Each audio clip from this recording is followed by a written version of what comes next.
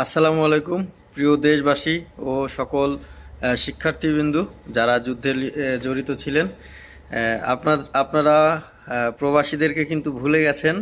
তো আসলে প্রবাসীদেরকে যাতে ভুলে না যান এই জন্য মনে করিয়ে দিচ্ছি যে আপনারা কিন্তু অন্তত প্রবাসীদেরকে মনে রাখেন।